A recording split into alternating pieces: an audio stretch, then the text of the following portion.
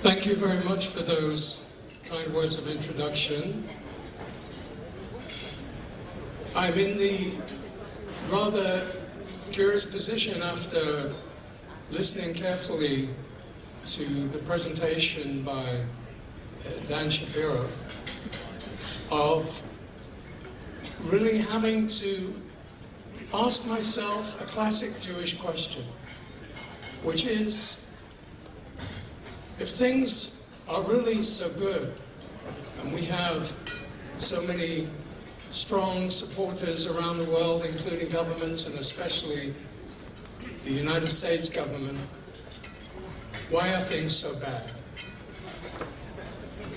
I think it is a relevant question. Because as someone who has spent the last 40 years, it's exactly 40 years, since I first embarked on my own engagement with the issue of anti-Semitism, as someone who had just completed their doctorate and was very familiar with the student climate of that era. I'm talking about the mid-1970s, the time when that notorious United Nations resolution, Zionism is a form of racism, Zionism is racism, was passed by a majority of states at the United Nations, with immediate implications for Jewish student life, first of all, on university campuses. What we're seeing today, although an escalation, although deeply troubling, is not new. That was the beginning of my engagement. And the first point I want to make, in the limited time available to me, is that I believe that it is long overdue for the Jewish world and for all who are concerned with combating anti-Semitism to change the diskette. Many of those esteemed colleagues here in this room, of course, don't need to be told this. But in a broader sense, I feel that when we discuss Jew hatred, anti-Semitism, we tend to think almost inevitably about those forms of anti-Semitism which we are familiar with, not just from the history books, but also from everyday and social experience. And I believe that that traditional anti-Semitism, whether it be racist, whether it be religious, nationalist, economic, while it is still present, while in some places it is even partly resurgent, is not the main problem. It's not the core issue that we need to address if we are going to have a serious chance of really counteracting and successfully hitting back against the anti-Semitism that is today predominant. And what I mean by that is that essentially in recent years, certainly since the beginning of this century, and I believe it dates much earlier than that, the focus of anti-Semitic attacks on the Jewish people has been primarily directed at the state of Israel as the embodiment of collective Jewish existence, of the Jewish people and what it represents, and the return of the Jews to this land. This is the primary vector through which anti-Semitic ideas, sentiments, actions are expressed.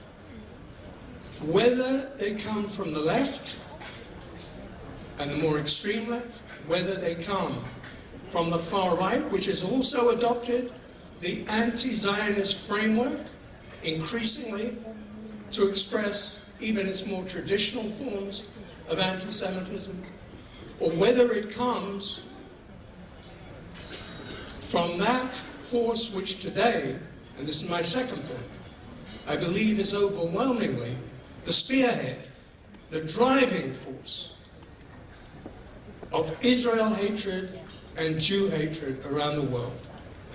And that is radical Islam. And I don't think we are going to get anywhere as long as we feel, for political or other reasons, that we have to circle around this with a kind of excess caution, because we might just conceivably upset somebody's feelings. Because we might be accused, as we are all too familiar with the charges that are made so casually and so immediately, of racism, Islamophobia, of stigmatization of other minorities or majorities on the grounds that we are attacking a religion. We are not attacking a religion. It should be clear, and I'm sure it is clear to everyone in this room, that the problem is not Islam as such, as a religion, as a civilization, as a code of morality. The problem is, and has been now for many decades, Islamism. The problem is the misuse, the abuse, the exploitation, even the hijacking of one of the great universal faiths for purposes of holy war, of jihad, with all of the horrific excesses that we read about every day, that are going on in this region and even not far from where we are now. And we cannot ignore the nexus, the connection that exists, certainly in recent decades, between the most murderous, lethal forms of anti-Semitism and, increasingly it should be said, of hostility and hatred towards other minorities in the Middle East, Christians virtually being wiped out in certain parts of this region. And all this being driven by an Islamist form of hatred. And it has spilled over into Europe. All of the most violent excesses that were referenced by the previous speaker and by others well known to you, all of them are a spill-off from this same source of lethal hatred. It is a culture of hatred that has emerged. And it is one that we have to tackle, but we can't do it alone.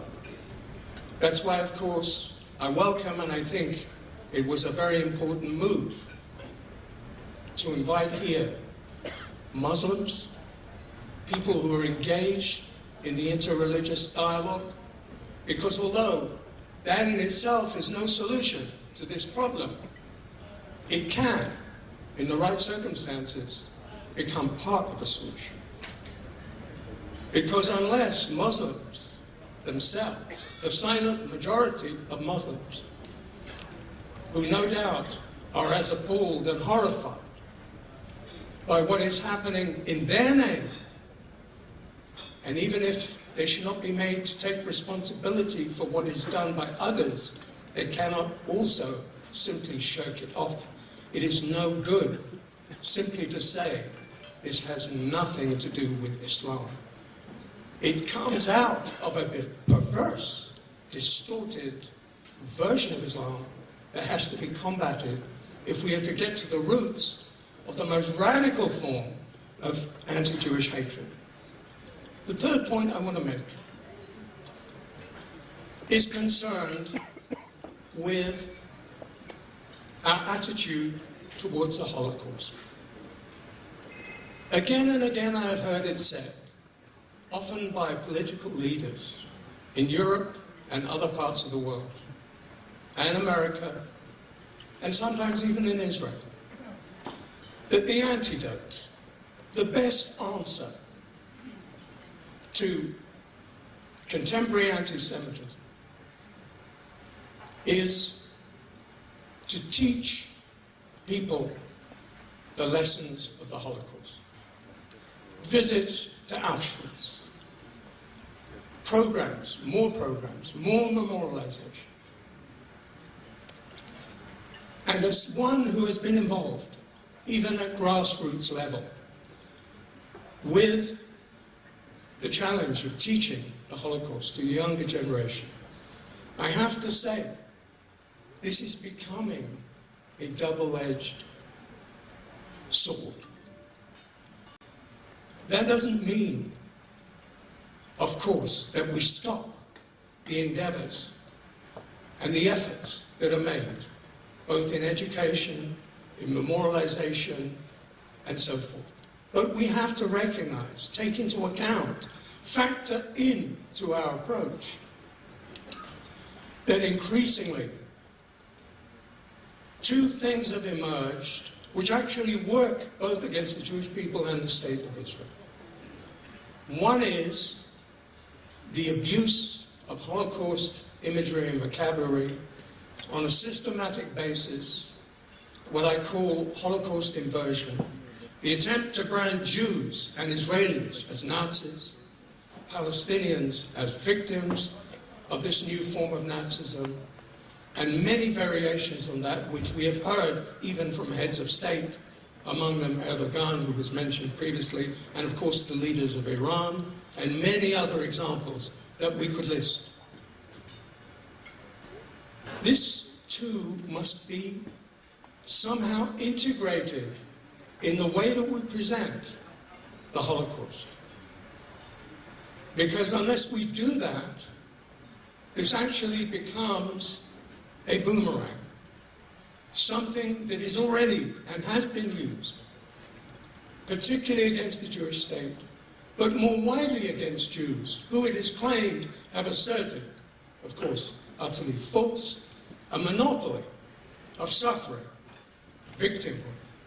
And this has become part of the scenario of contemporary anti-Semitism. Another point, which seems to me vitally important, and which again I feel is being skirted around too often, because of its politically contentious nature, is the issue of the Palestinians. The fact is that along with anti-Zionism and Israel hatred as the central vector of contemporary anti-Semitism, we have the parallel phenomenon, closely linked to it, of a kind of religion that has been developed around Palestinism. Palestine assuming a kind of redemptive quality, if only it was fully liberated, and that doesn't mean a Palestine state living in peace alongside the state of Israel, but the substitution, the replacement, the supplanting of Israel by Palestine. And this religion that has evolved around that, which goes way beyond the question of fighting for the civil and political rights of Palestinians. This approach that equates the dismantlement of Israel, to put it in its mildest terms, with the full consummation of Palestinian rights. This too has become a major source of anti-Semitism.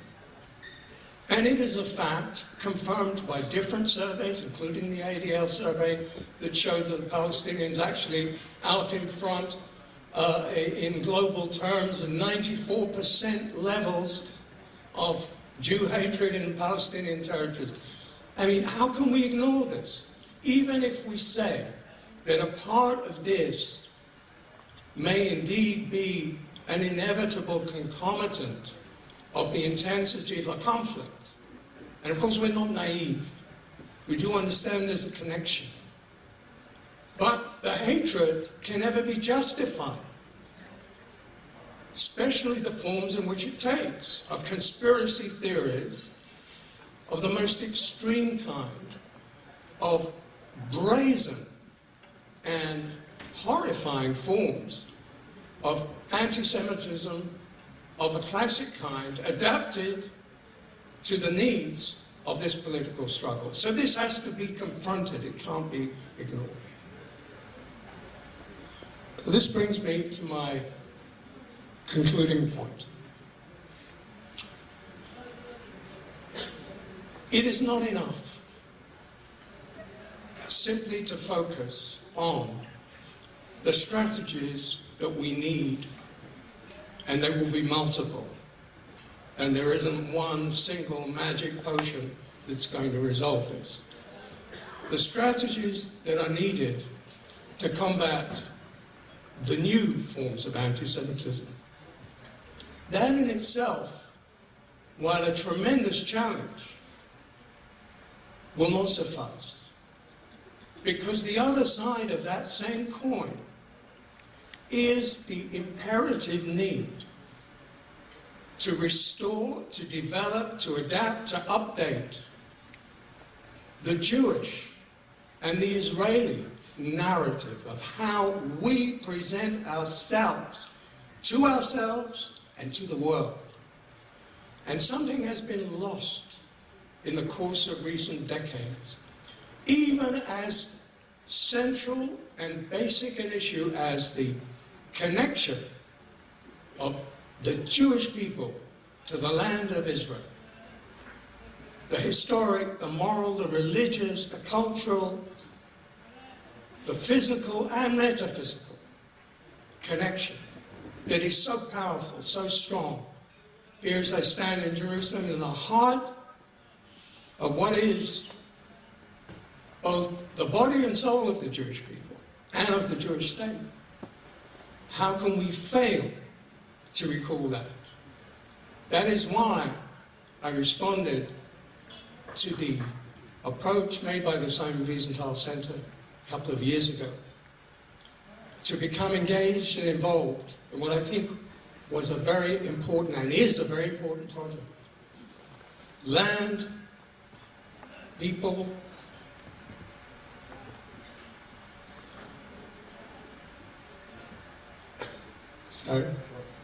book. Thank you. Thank you. David Cooper was the project manager of this remarkable endeavor, Land, People book, the exhibition that was shown against all the odds. Even the foreign ministry in Israel said, no chance, never happened. And that was a logical assumption. And we proved it wrong. It was shown in UNESCO in June of last year, and in the United Nations in New York in April of this year. Who would have believed that an exhibit that traces that story, which goes completely against the prevailing dominant narrative that exists, that it could actually get through such obstacles, but it did. And that is the other side, but complementary to the struggle against anti-Semitism. It's the reassertion of what are the core Jewish values, the Jewish vocation, the Jewish raison d'etre to be in this land and to fulfill what indeed has already been begun, which is the era of Jewish empowerment. We have to fulfill that, and we still have a long way to go. But one day we will, I know, be a light unto the nations. Thank you.